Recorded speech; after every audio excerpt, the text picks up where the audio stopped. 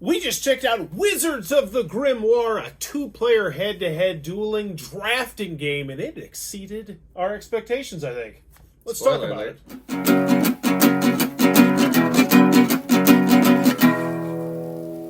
What does that even mean, Bowers game? Ahoy there, YouTube! We're back again today for another Thoughts from the Corner with my good friend Ronnie. We're talking about Wizards of the Gromoire, a strategy card game for two players. This is for ages 14 to 999. It'll take you 20 to 40 minutes to play.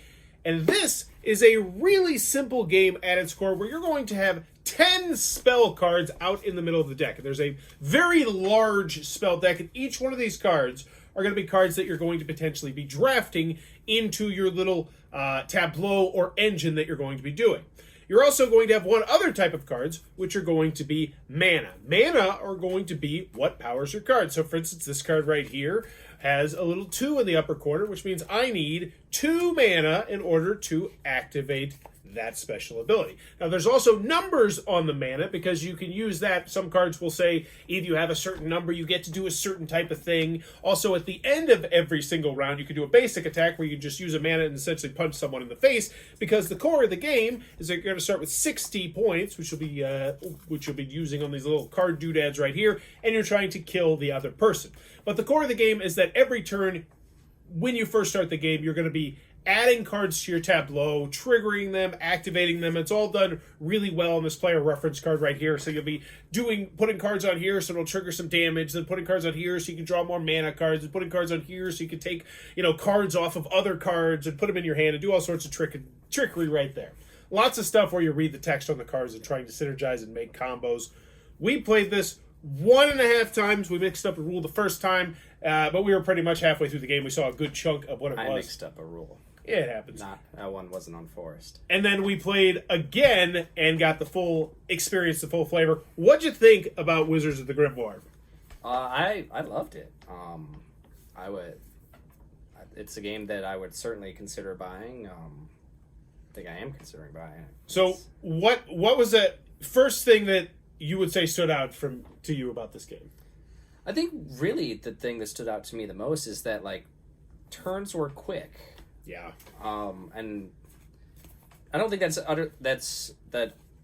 I thought at first the turns would take a little bit longer because there's 10 cards spells out there. You have to read each and every one of them. You want to know what they do. You got to look at, and then you got to do stuff in your turn. I don't know. I just thought it would take longer, but the turns were pretty quick and interesting. The way the cards interacted with each other, I really enjoyed that.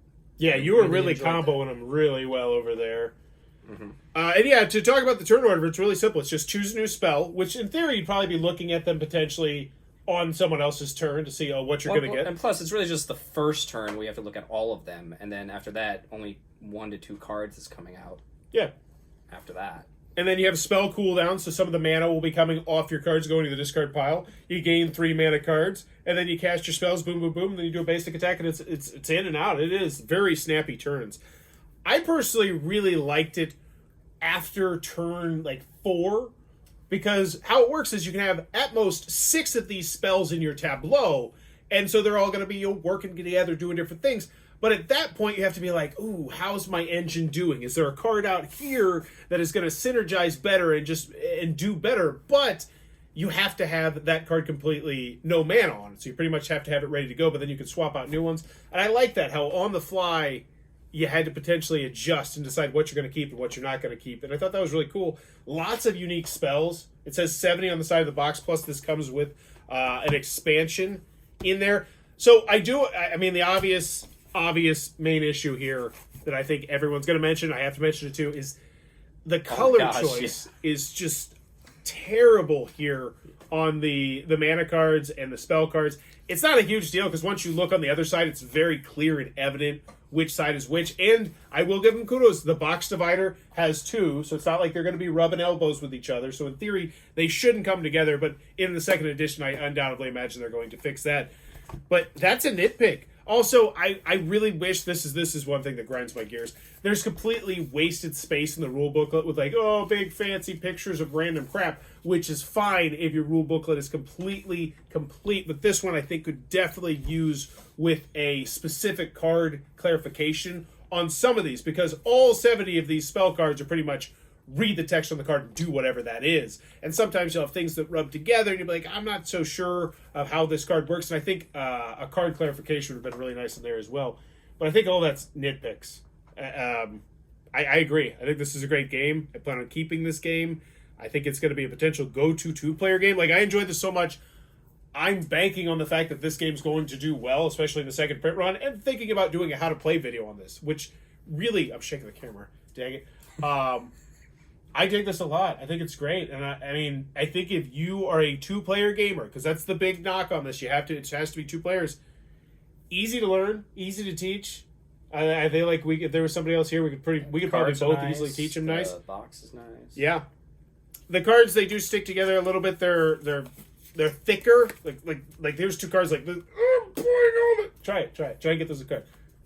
Oh yeah. I lose. And they're textured too. Yeah. So yeah, they do stick a little bit. But after a couple plays, that stickiness will go away. I feel like I'm just putting a scratch on what is otherwise a very nice car. Wizards of the Grimoire. Definitely recommend. Certainly try it out. I would say great. I'm not going to say good. I think this is a great two-player head-to-head battler. And if you have a lot of two-player games, I think this is definitely one you're going to check out. Plus, I'm excited too because in the expansions in the future, I mean, all you got to do is add spell cards and bada boom.